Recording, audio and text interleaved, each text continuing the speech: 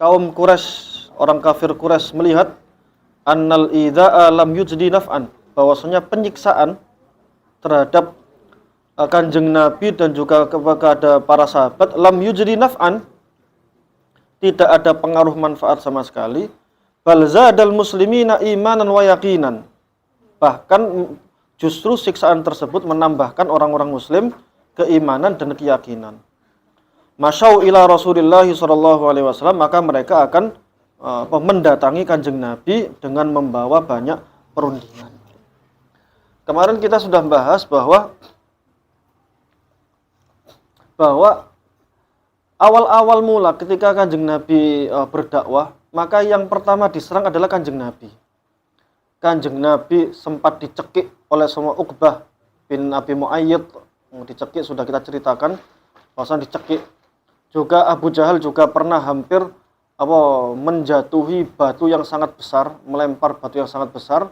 Abu Jahal berjanji, kalau saya lihat Muhammad ada di depan Ka'bah sholat, maka aku akan menjatuhkan atau melemparkan batu besar ke kepalanya Muhammad secara langsung. Tapi ternyata ketika Abu Jahal mendekati Nabi Muhammad, langsung berhadapan dengan unta jantan yang sangat besar, sehingga tidak jadi melemparkan batu tersebut. Uqbah bin Abi Mu'ayyid itu malah lebih parah lagi. Ketika Kanjeng Nabi sujud di depan Ka'bah, Uqbah bin Abi Mu'ayyid membawa as-salah. As-salah itu kotoran atau tai. Dia melemparkan ke kepala, leher dan punggungnya Kanjeng Nabi ketika masih sujud. Sampai Sayyidah Fatimah, putrinya Kanjeng Nabi, langsung mendekati Nabi dengan menangis-nangis, meronta-ronta. Ya Allah, ya ayahku kok bisa sampai seperti ini. Dilempari tai ke kepalanya, ke lehernya, ke leher beliau, ke punggung beliau. Kanjeng Nabi sebetulnya, sekali lagi pernah kita jelaskan, Kanjeng Nabi sebetulnya bisa saja membalas Uqbah bin Mu'ayyid. Kanjeng Nabi itu jagoan, Kanjeng Nabi itu gagah, bahkan menjadi pegulat nomor 1 pada zamannya. Pegulat nomor 1 dikalahkan oleh Kanjeng Nabi. Tapi Kanjeng Nabi cukup berdiam saja.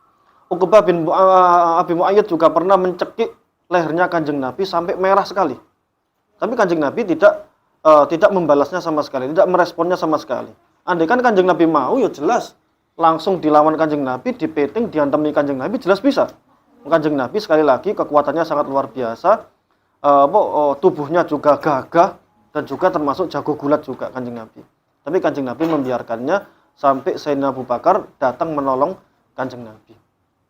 Begitu pula dengan sahabat-sahabat Kanjeng Nabi seperti Sayyidina Bilal. Sudah kita jelaskan bagaimana Bilal disiksa oleh bosnya, bagaimana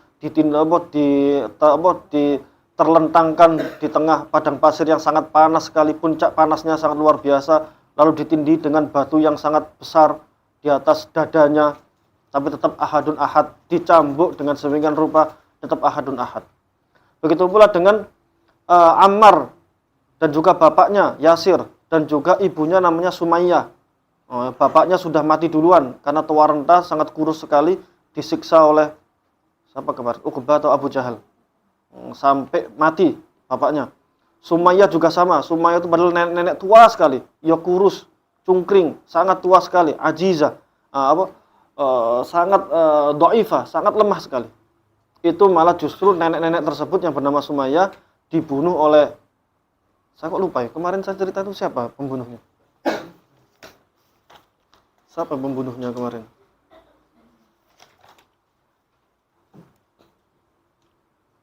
Abu Jahal. Abu Jahal membunuh Sumayyah, ibunya Ammar, dengan cara apa? Dengan cara menusukkan kemaluannya Sumayyah dengan tombak sampai mati di depan anaknya yang bernama Ammar. Begitu bagaimana Khobbab.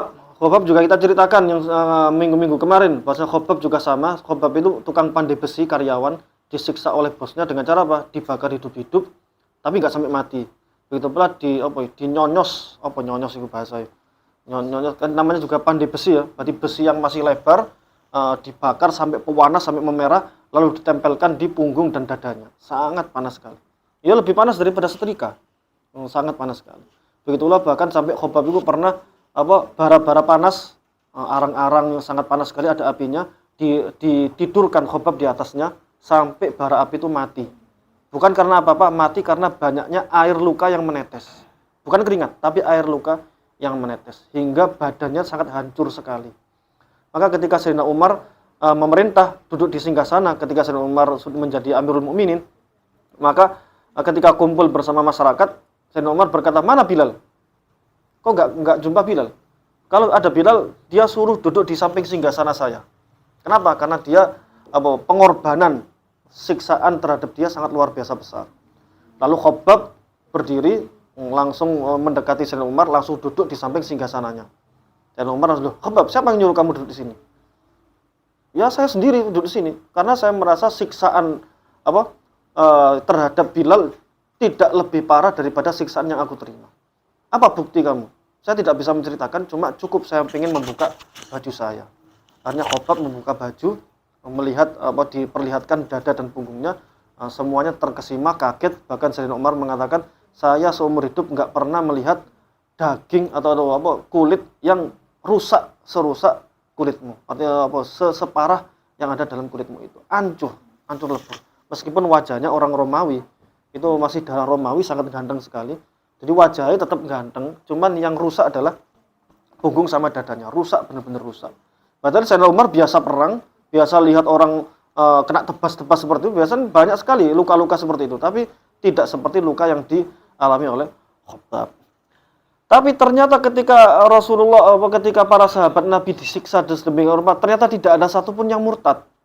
Gak ono sing murtad, malah justru ahadun ahad, malah justru melawan, malah justru terlihat iman dan keyakinannya. Sampai akhirnya orang-orang mereka malah justru malu. Abu Jahal dulunya disebut Abul Hakam, bapak kebijaksanaan. Abul Hakam. Saking bijaksana ya, saking cerdas ya, saking wibawa ya, saking pinter ya, saking dihormati ya, saking wibawa ya, saking gagah ya. Tapi ternyata ketika ada Islam datang, orang-orang Islam yang lemah malah disiksa sama dia, sama Abu Jahal. Bahkan Sumayyah itu ditusuk di kemaluannya sampai dia sangat malu sekali sebetulnya melakukan hal tersebut. Tidak layak dilakukan oleh orang yang berjuluk Abul Hakam. Sehingga masyarakat mengganti julukannya menjadi Abu Jahal, bapak kebodohan. Artinya apa?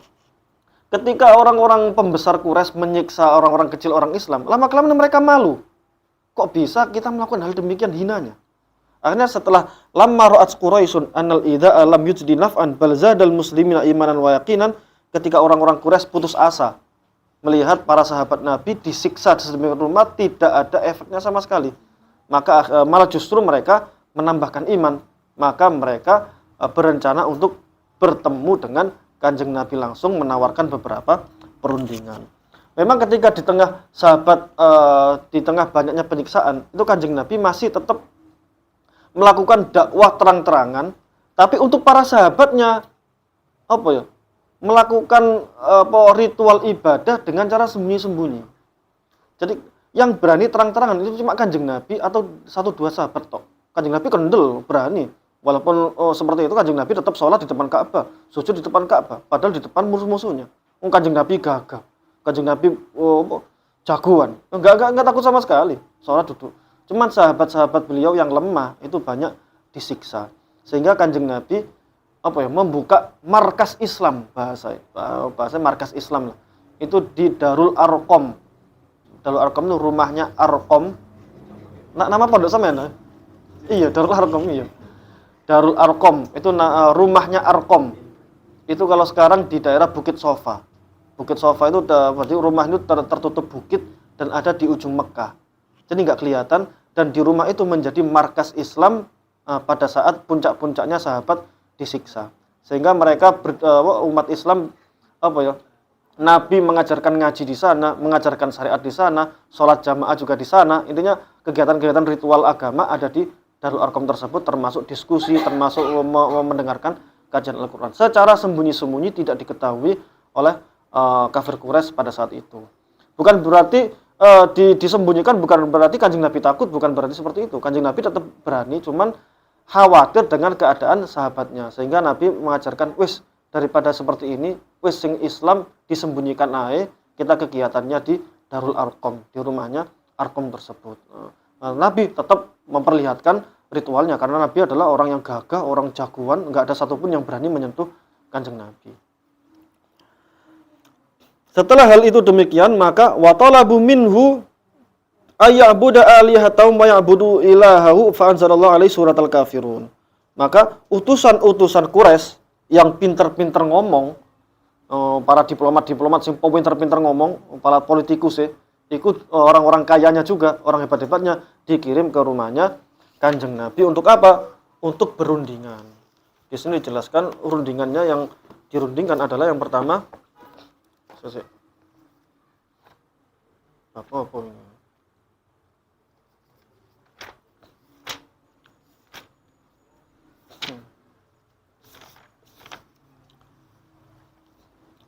Yang datang ke rumahnya Kanjeng Nabi itu adalah Utsbah bin Rabi'ah. Utsbah bin Rabi'ah. Wa kana sayyidan. Utsbah bin Rabi'ah itu termasuk salah satu petinggi Quraisy. Dza basiratin, yang punya kecerdasan, waro'in, dan pendapat fi qaumihi, dalam kaum Quraisy. Artinya mengutus orang yang paling cerdas, pimpinan paling cerdas dan paling wibawa yang bernama Utsbah. Akhirnya Utsbah ini datang ke Kanjeng Nabi dengan menawarkan beberapa tawaran. Kata Utsbah, "Ya bena akhi, wahai ponakanku, innaka minna haitsu qad alimta minasyarafi fil asyirati wal makanati fin nasab." Sebetulnya orang kafir itu Quraisy mengakui bahwa Kanjeng Nabi itu posisi di perkampungannya di masyarakat sangat tinggi. Soalnya kita tahu bahwa Kanjeng Nabi lahir dari Bani Hashim. Bani Hashim itu kabilah yang paling mulia. Wis dari garis keturunan para jagoan-jagoan, orang-orang hebat. Kalau kita lihat Bani Hashim, orang-orang hebat-hebat kabeh. Dari postur gede dukur kabeh, Sayyidina Ali, Sayyidina Abbas, Sayyidina Hamzah, orang gede dukur kabeh, yang ganteng-ganteng kabeh. Ganteng-ganteng, gede dukur kabeh, cerdas-cerdas kabeh, jiwa kepemimpinan kabeh, wibawa kabeh, gagah-gagah kabeh. Nah, dan nasabnya juga sangat bagus sekali karena lurus nasabnya orang-orang hebat sampai Nabi Ismail dan Nabi Ibrahim. Termasuk nasabnya Kanjeng Nabi itu sangat mulia sekali. Wahai Muhammad, tapi jenengan iku sudah membawa bi amrin azim, dengan bahwa permasalahannya sangat besar sekali sehingga bisa memecah belah bahasanya mereka, memecah belah masyarakat. Mereka tuh mengangkat bahwasanya Muhammad itu memecah belah masyarakat. Padahal justru umat Islam sama sekali tidak mengajak peperangan, tidak mengajak pada kedengkian sama sekali. Justru yang memecah belah ya orang-orang kafir tersebut. Maka tawaran itu adalah Utsbah berkata, "Yabna akhi, wahai Muhammad, in kunta innama turidu bima ji'ta bihi min hadzal amr malan." Wahai Muhammad, jika kamu berdakwah ini niatnya adalah untuk mencari harta, untuk menjadi kaya, jama'na laka min amwalina hatta takuna aktsarana malan. Wahai Muhammad, kalau memang dakwahmu ini bawa agama, pengen dapat uang banyak, pengen jadi orang kaya, maka kita siap mengkayakan Anda sampai menjadi aktsarona amwalan, sampai kamu menjadi dinobatkan menjadi orang terkaya yang ada di Quraisy ini. Orang-orang kaya bisa memiliki ribuan onta, bisa punya ratusan miliar katakanlah pada zaman itu. Maka Kanjeng Nabi ditawari, kami siap menjadikan Anda menjadi orang terkaya nomor 1 di Jazirah Arab. Itu tawaran Utsbah, tawaran orang kafir pada saat itu.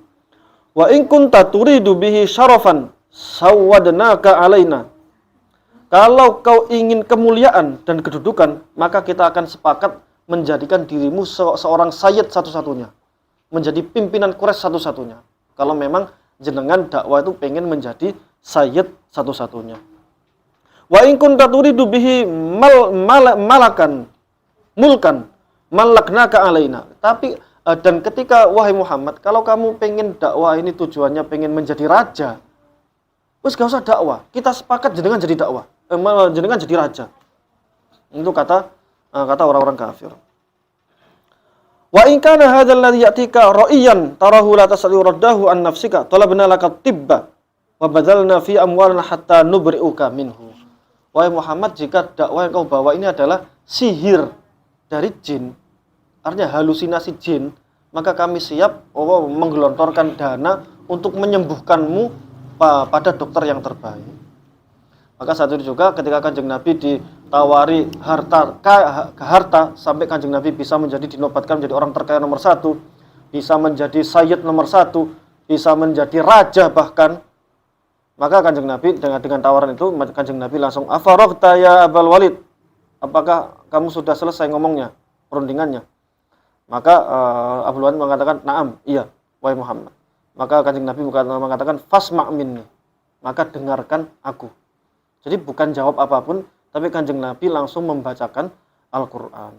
Bismillahirrahmanirrahim. Hamim. Tanzilum minar rahmanir rahim. Kitabun fussilat ayatuhu Qur'anan Arabiyyan liqaumi ya'lamun sampai ila akhirih. Ketika mendengar sedemikian rupa, langsung Abdul Walid itu refleks. Ini banyak sampai berapa? Sampai 12 ayat. Sampai 12 ayat.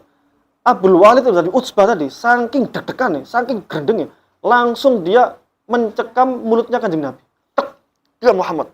Diam, saya gak kuat. Diam. Saking getar. Saking diam. Saking getare, langsung setelah Kanjeng Nabi diam, Utsbah langsung pulang ke markasnya orang-orang kafir. Markasnya orang-orang kafir untuk menceritakan hasil dari rundingan tersebut. Maka ketika Utsbah sudah tunggu-tunggu, karena yang dibawa Utsbah ini juga hasil musyawarah sebelumnya. Maka ketika sudah selesai rundingan dengan Nabi Muhammad, maka Utsbah ini pulang ke markasnya orang-orang kafir dan membahasnya. Wahai sahadat Quraisy, wahai para pimpinan orang-orang Quraisy, dengarkan hasil rundinganku bersama Muhammad. Wahai orang-orang Quraisy, Muhammad ketika saya tawarkan tentang harta sampai dia menjadi kaya nomor 1, ketika tak tawarkan menjadi raja nomor 1, Muhammad tidak menjawab sama sekali, tapi saya mendengarkan kalam yang perkataan yang ma sami'tu bimithlihi qat. Saya tidak pernah mendengarnya sama sekali. Saya mendengarkan sebuah kalam ucapan yang tidak pernah seumur hidup mendengarkan kata-kata itu. Wallahi demi Allah ma huwa bisyiri. Mereka percaya Gusti Allah. Orang kafir itu percaya sama Gusti Allah, musyrik ya. Cuman mereka mensekutukannya dengan Lata dan Uzza dan sebagainya. Ma huwa bisyiri. Kalamnya Muhammad itu indah tapi bukan puisi, bukan syair. Wala bisihri dan juga bukan sihir. Walaupun saya sampai gemeteran melihat mendengarnya. Wala bil kahana dan juga bukan perdukunan. Ya ma'syara Quraisy, ini juga di dalam riwayat lain, innahu la halawa wa innahu talawa. Itu bahasanya sangat indah, bahasanya sangat menggugah jiwa. Itu Abdul Walid terus menceritakan. Maka dikatakan, wahai para Quraisy, satu-satunya jalan adalah jangan sampai kita menuduh jelek kepada Muhammad. Kenapa? Karena kalau kita menuduh Al-Quran itu yang diklaim Muhammad itu adalah hasil puisinya Muhammad. Jangan. Karena Muhammad jelas bukan penyair, bukan puitis, bukan. Kalau kita nuduh itu sihir, itu jelas bukan sihir. Kalau perdukunan, jelas itu bukan perdukunan. Kalau kita menuduh Muhammad sebagai hal demikian, maka yang ketok gobloke awak dewi. Kita yang kelihatan bodohnya. Maka setidaknya hindarkan masyarakat Quraisy dari mendengar Al-Quran. Itu kata Abdul Walid. Abdul Walid Utsbah. Artinya apa? Quran ini menurut orang-orang sastrawan, orang-orang hebat pada zaman itu memiliki makna yang sangat indah. Soalnya apa? Kalau orang kalau nggak pernah dengar kalam Tuhan, tiba-tiba ada Bismillahirrahmanirrahim dengan menyebut nama Allah yang Maha Pengasih lagi Maha Penyayang. Hamim. Apa ki Hamim? Tanzilum minar rahmanir rahim. Terus bahasa-bahasa kami akan membalas, kami akan mengutus seorang muslim. Kata-kata kami aja membuat getar. Iki kami ki sapa? Kami ki sapa? Kami ini pasti bukan ucapan manusia, pasti bukan ucapan jin. Orang-orang dengar dengan bahasa yang sangat indah tersebut, dia akan getar dan dia akan masuk Islam. Nanti kita bahas di bab selanjutnya. Sayyidina Umar yang sekeras itu ternyata ketika mendengar Quran juga getar dan langsung menyatakan keislamannya. Itu seorang Umar yang wataknya sangat dahsyat sekali. Wa talabu minhu buda alihataum. Dalam rundingannya juga merundingkan Utsbah mengatakan, wahai Muhammad, gini aja wis. Bagaimana kalau satu hari kamu menjalankan Islam, satu hari kamu kembali ke agama-agama kita, tetap menyembah Lata dan Uzza. Besoknya lagi kita menyembah Allah secara Islam. Besoknya lagi kita menyembah Tuhan secara Lata dan Uzza dan sebagainya. Maka satu juga turun ayat Qul ya ayyuhal kafirun la a'budu ma ta'budun. Wahai orang-orang kafir, la a'budu ma ta'budun, aku tidak akan menyembah apa yang kalian sembah. Wala antum a'buduna ma'abud, dan kalian tidak akan menyembah apa yang aku sembah. Ila akhiri, sampai di ayat terakhir, lakum dinukum waliyadin, agamamu, agamaku. Itu intinya apa? Kami tetap memegang prinsipku, jangan kau campur adukkan ideologiku dan ideologimu, jangan kau campur adukan akidahku dan akidahmu, tapi kami siap toleransi. Itu Islam. Makanya Islam itu, toleransi itu adalah orang Islam memegang teguh prinsip agama tanpa mencampur adukan ideologi, tapi tetap menjunjung tinggi rasa toleransi atau membiarkan orang lain melakukan apa yang dia percayai. Itu yang makna toleransi. Kalau toleransi dia dengan arti mencampur adukkan ajaran, contoh sholawatan di gereja, kita juga merayakan Natal di gereja bareng-bareng, merayakan sholat orang-orang Kristen diundang sholat di masjid. Ini mencampur adukkan agama dan itu bukan makna toleransi. Toleransi itu apa? Menghargai perbedaan. Jadi menghargai, bisa mengatakan menghargai perbedaan atau membiarkan perbedaan. Artinya apa? Perbedaan itu harus ada, baru kita hargai. Itu namanya toleransi. Perbedaan itu harus ada. Artinya perbedaan itu masing-masing memiliki prinsip. Islam memiliki prinsip, Kristen memiliki prinsip. Itu namanya perbedaan. Perbedaan itu harus ada, baru kita saling menghargai. Itu nama toleransi. Tapi kadang orang sekarang tidak. Dia ingin melenyapkan perbedaan tersebut, dia mencampur adukkan dengan alasan apa? Agar toleransi. Justru itu merusak arti toleransi itu sendiri. Artinya apa? Orang toleransi itu menghargai perbedaan, tapi tetap melakukan prinsip yang memegang prinsip yang dia pegang. Falamma ayisu talabu minhu.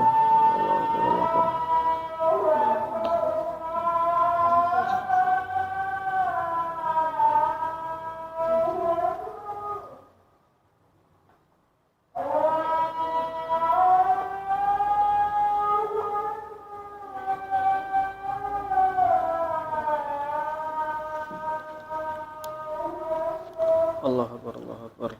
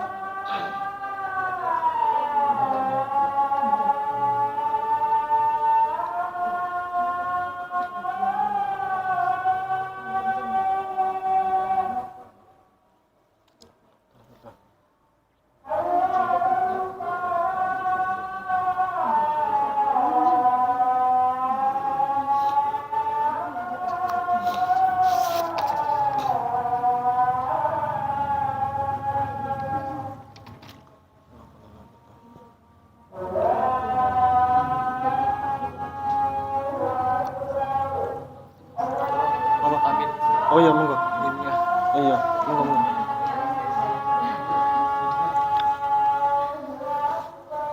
Allahu Akbar, Allahu Akbar.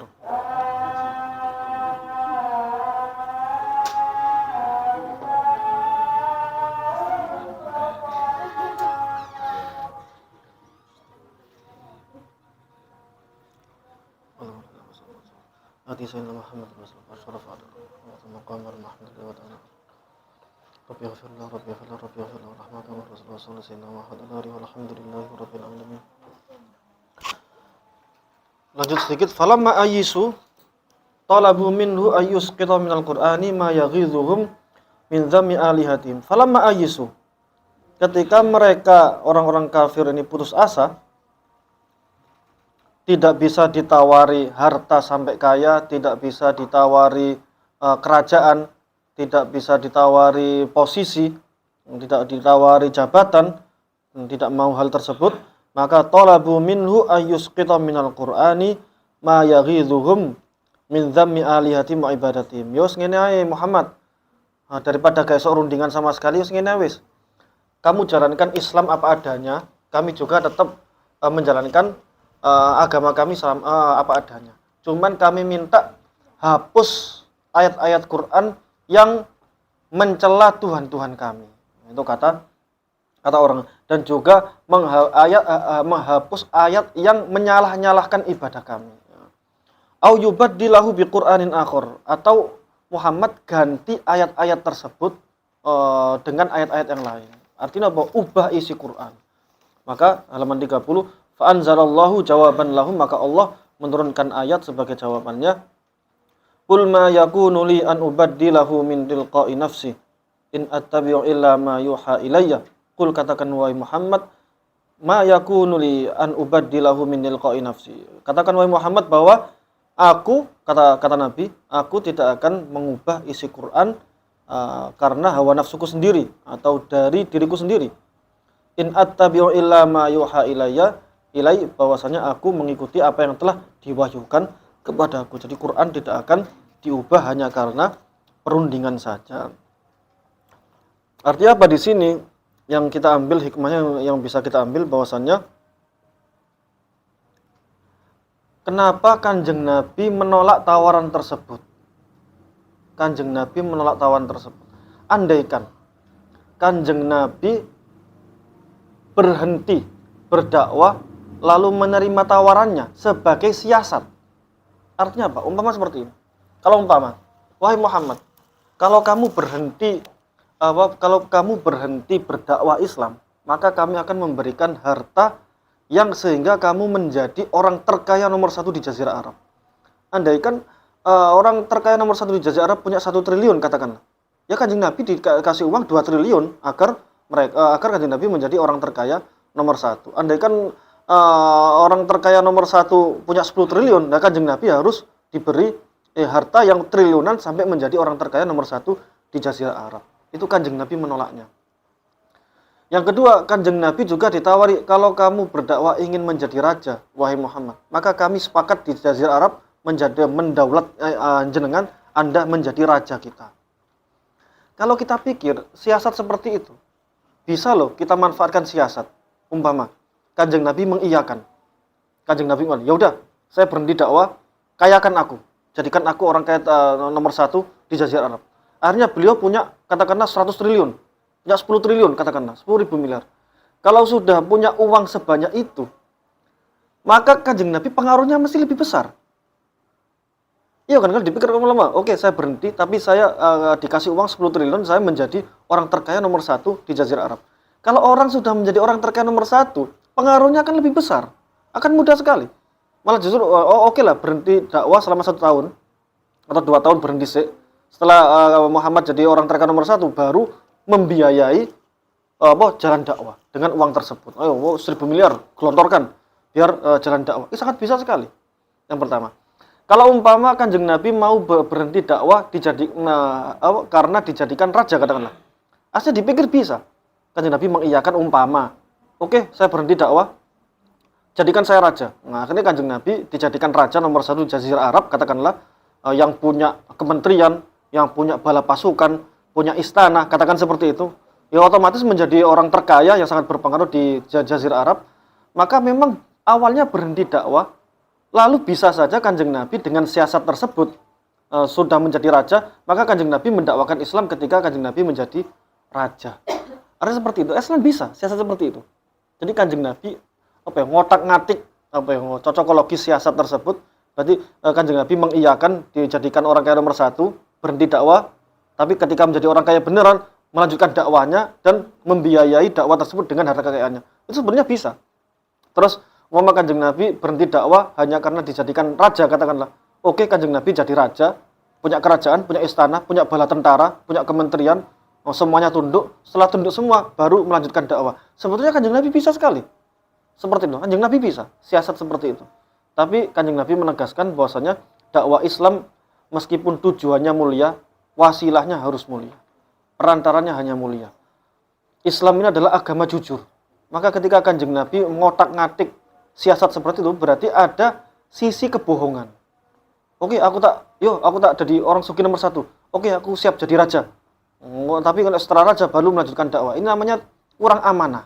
Dan sedangkan Kanjeng Nabi adalah manusia yang sangat amanah. Sehingga ketika tujuannya mulia, maka perantaranya, prosesnya juga harus sangat mulia.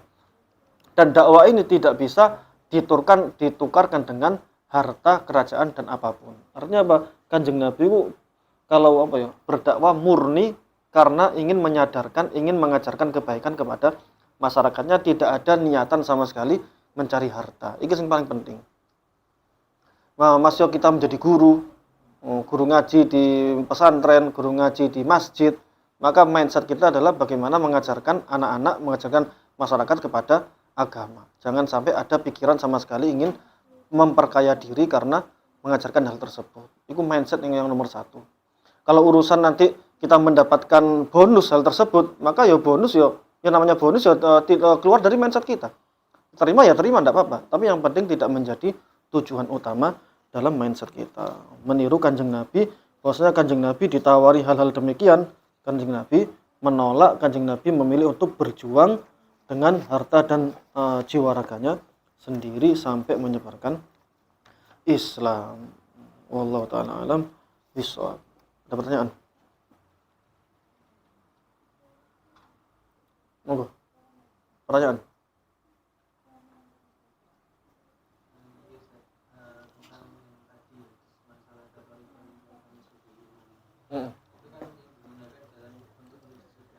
Iya.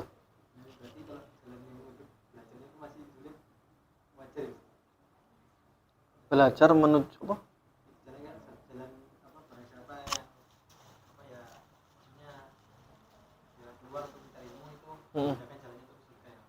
Iya. Berarti kalau di jalannya itu maksudnya dia itu jalan mencari ilmunya sulit, berarti itu wajar kan yang dimudahkan jalannya Enggak gitu loh. Kalau jalan menuju ilmu itu sulit, ya apa? Ya namanya juga apa? Gimana? kan yang apa biasanya kan yang dimudahkan jalan menuju surga. Berarti kalau jalan untuk menuju ilmu sebetulnya memang wajar kalau sulit. Jalan menuju surga itu wajar itu sulit.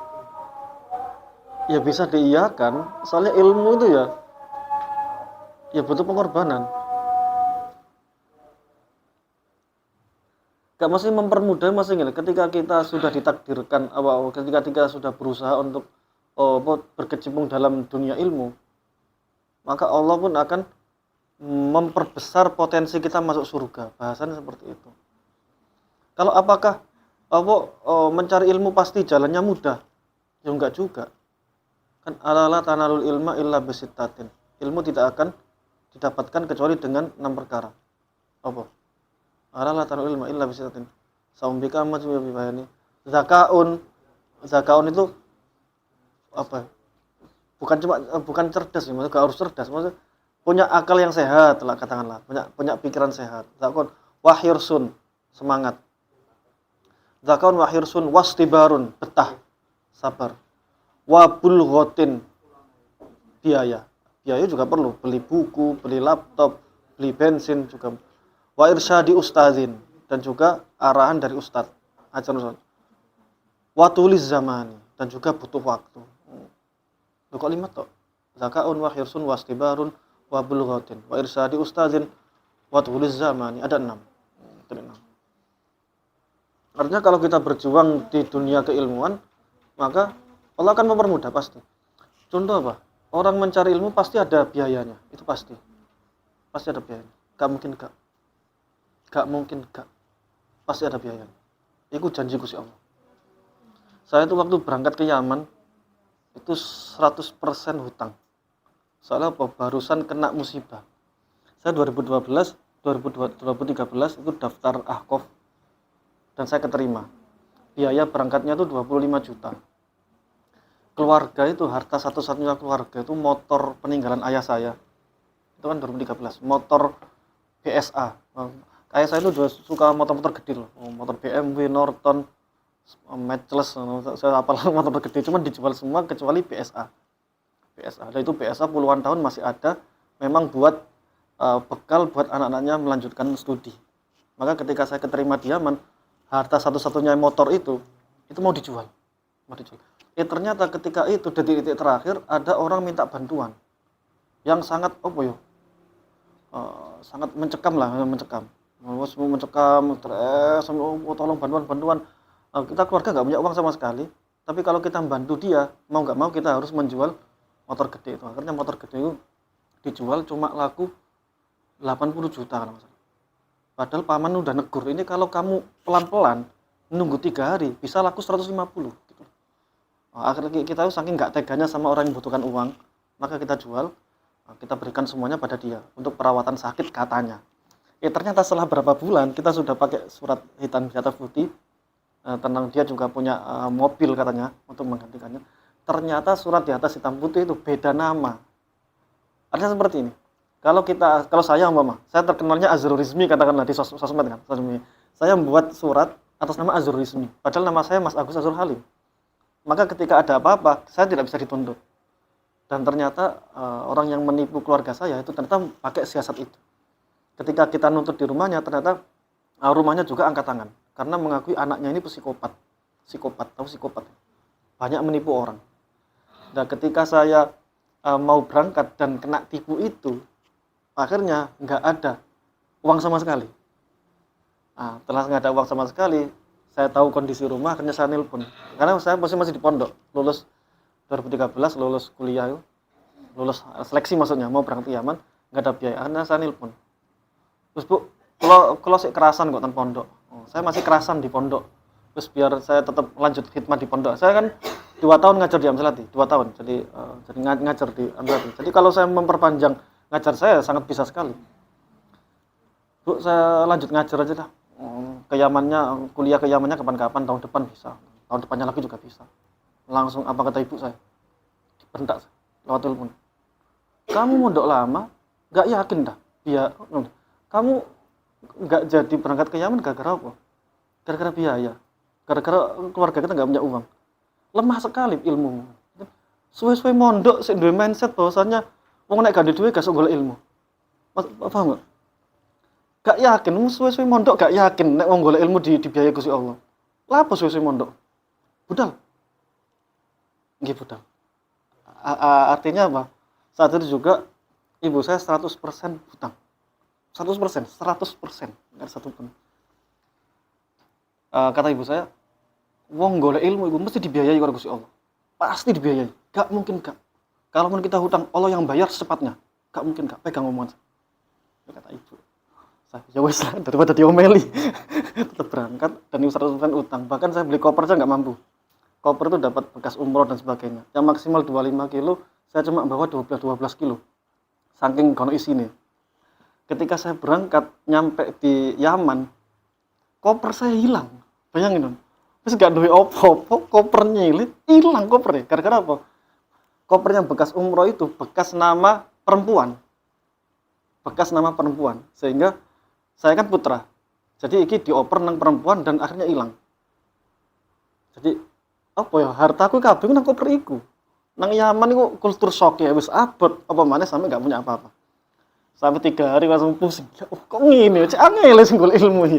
Cek angel. Akhirnya selama 4 hari baru ada kabar bahwasanya kopernya ketemu di kampus mahasiswi. Kenapa? Karena namanya adalah koper perempuan. Tapi beneran, enggak lama. Lunas. Makanya saya yakin golek ilmu alasan biaya, gak mungkin. Kamu kenapa putus kuliah? Gak ada biaya? Gak mungkin. Temenan gak mungkin. Kalaupun nggak ada biaya sama sekali, mungkin ada timbul rasa semangat, saya pengen bisnis sambil kuliah. Setidaknya ada seperti itu. Aduh rek, aku putus kuliah lah, aku tak fokus kerja. Enggak, asli iso kuliah karo kerja, bisa sekali. Kerja karo kuliah, part time ya bisa. Bisnis kecil-kecilan juga bisa. Bikin gorengan, dibawa ke kampus juga bisa. Bisa banget. Artinya gak ono alasan. Artinya bukan berarti Gusti Allah memberi kamu menjamin ilmu tiba-tiba kita belajar tok terus biayanya ada. Ya nggak harus gitu. Bisa jadi ketika kita di tengah-tengah kuliah kita punya desakan hati, aku pengen bisnis rek. Tapi aku tetap pengen kuliah. Nah, akhirnya berbisnis sambil kuliah. Intinya mencari ilmu itu pasti ono biaya, gak mungkin gak. Itu aku yakin gara-gara hal tersebut saya alami langsung, gak lama, langsung lunas gak lama. Itu sangat luar biasa sekali pengaruh dalam mindset. Jadi pasti insya Allah ada jalan. Walaupun sambil part time, malam jalan. Gak apa-apa aku biar kuliah yo sambil sambil jualan kok. Aku biar kuliah sambil jualan. Jualan nasi pernah, jualan terang bulan pernah, jualan kerupuk pernah. Pengalamanku akeh, diaman.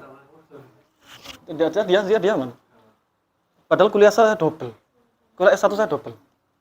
Jurusan syariah itu di Ahqaf sama jurusan hadis di Darul Ghuraba. 2018 sudah barengan.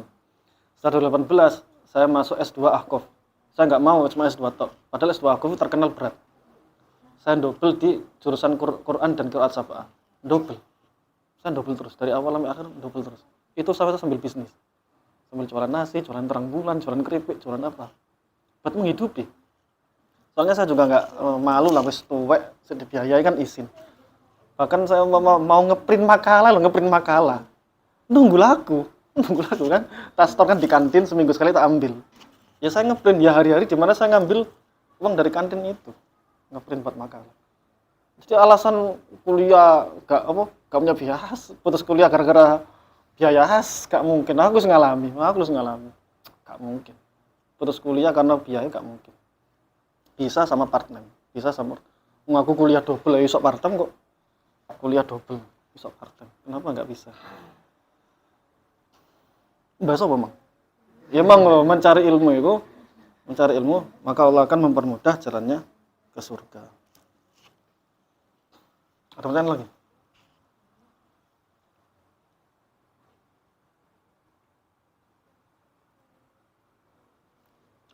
Monggo. Soalnya sik jamaah iki masjidnya. Sungkane masjidnya jamaah baru kita jamaah sendiri. Nggih. Itu yang utangnya itu bukan utang riba begitu. Bukan. Saudara apa itu? Saudara.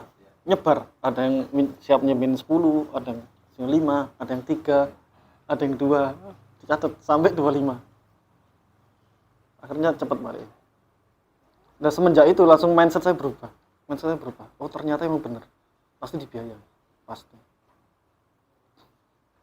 Makanya kadang saya tuh sedih lihat dua kondisi di mana orang semangat belajar tapi nggak ada biaya. Yang kedua, orang punya biaya banyak nggak mau belajar. Maksud kondisi di mana saya sangat jengkel sekali itu ada di dua kondisi ini.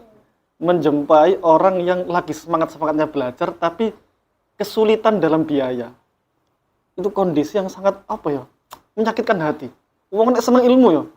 Mau mencari ilmu terus gagal gara-gara biaya, itu sangat menyedihkan sekali. Kan butuh perjuangan gede.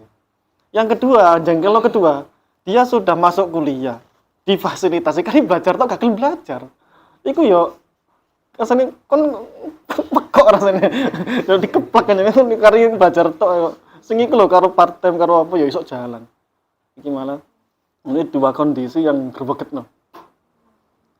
Saya punya pikiran itu gara-gara baca buku-bukunya sama Andrea Hirata.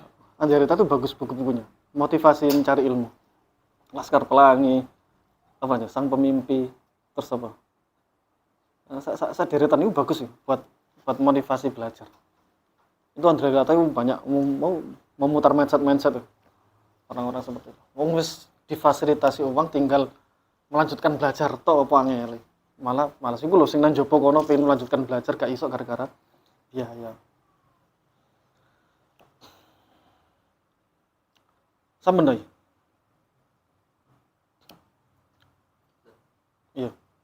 Katanya di dunia itu ilmunya itu ibaratnya seperti air laut dicelupkan terus diangkat netes. Berarti apakah kita di akhirat masih belajar lagi? Kan di dunia itu ibaratnya seperti air yang menetes, dicelupkan terus menetes. Nah, yang laut itu ilmunya ilmu akhirat semuanya. Apakah kita di akhirat nanti juga kan belajar lagi. Enggak ini loh.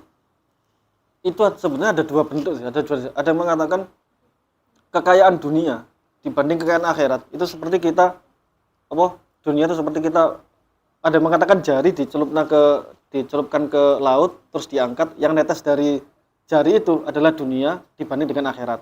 Ada yang mengatakan bukan jari tapi jarum kecil ditempelkan terus diangkat, yang netes itu adalah perbandingan dunia. Ada yang mengatakan ya enggak netes, jarum. Kan tetesan air kan ada kadar mili tersendiri. Air itu enggak akan netes kecuali ada kadar mili tertentu. Contoh insto itu enggak akan netes kecuali ada kadar mili tertentu. Kalau milinya kurang dari kadar tersebut, maka dia akan tetap nempel. Bahasanya zat adesi. Gaya adesi. Kalau nggak salah gaya adesi, coba dicek. Gaya adesi itu gaya tarik-menarik antara dua benda. Jadi ada pipa atau ada kayu, ada air sedikit. Kalau kadar milinya kurang, kadar airnya kurang, maka dia nggak akan menetes. Maka dia akan nempel. Maka netes itu biasanya ada kadar mili tertentu. Nah, kalau jarum dicelupkan, diangkat, itu harus netes. Jarum sangat kecil sekali. Itu perbandingan dunia dan akhirat. Seingat saya itu kekayaan dunia dan kekayaan akhirat. Kalaupun ilmu itu ilmunya Gusti Allah dengan ilmunya Gusti Allah kalau nggak salah, dibanding dengan ilmunya makhluk, itu ibarat seperti, kalau nggak salah itu. Apa? Lau kanal bahru midadan li kalimati rabbi lanafidal bahru qabla an tanfada kalimatu rabbi walau ji'na bimithlihi madada. Enggak, itu kalau andaikan semua air laut dijadikan tinta untuk menulis kalimatku, menulis firman-firmanku, maka tidak akan cukup. Artinya saking sempurnanya. Ya kan? Lau kanal bahru midadan li kalimati rabbi lanafidal bahru qabla an tanfada kalimatu rabbi walau ji'na bimithlihi madada. Andaikan laut itu dijadikan tinta untuk menuliskan kalimat-kalimat Allah, maka laut itu akan habis karena tidak akan sampai pada taraf tersebut. Itu kayaknya ilmu, itu membahas ilmu. Artinya ilmunya makhluk tidak akan sebanding dengan ilmunya Gusti Allah. Kayaknya seperti itu hadisnya. Kalaupun itu bukan ilmu, kayaknya urusan kekayaan dunia sama kekayaan akhirat kayaknya. Kekayaan sama kekayaan akhirat. Dan urusan akhirat, dulu dunia ya gak berharga sama sekali, wong. Akhirat itu tidak ada batasan waktu. Ribuan tahun, jutaan tahun, miliaran tahun, triliunan tahun di surga. Insya Allah kita di surga semua, nggak mungkin neraka, nggak mungkin. Khusnudon itu sangat tinggi sekali, nggak mungkin. Sudah sampai lah mlebu neraka, amatir sekali jadi umat Nabi. Amatir sekali jadi umat Nabi mlebu neraka, ya wis gak asik. Tobat gampang. Pahala yo akeh, mlebu neraka. Sini, temen sini. Isin lho temen, mlebu neraka delok wong akeh. Lho, mlebu neraka arek. Isin, sumpah isin. Wong awak dhewe sing yo ngaji yo jalan. Mlebu neraka isin, temen isin. Insyaallah gak mungkin. Langsung ke surga lah. Amal yo akeh. Ya Allah amalku lho akeh, wong ngaji yo sering. Masa mlebu neraka ojo lah. Sementing salatku jalan ya.